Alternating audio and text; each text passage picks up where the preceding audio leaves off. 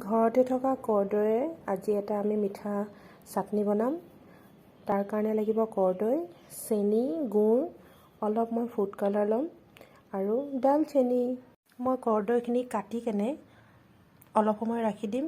এতিয়া মই ল'ৰাক স্কুলৰ পৰা আনি লওঁ, তাৰ পাছত প্ৰচেছটো আগবঢ়াই নিম।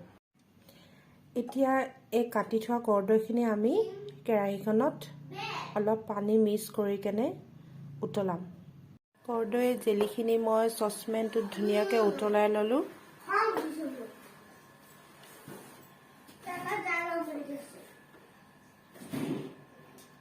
এতিয়া আমি বটল এটাত ভৰাই ৰাখিম।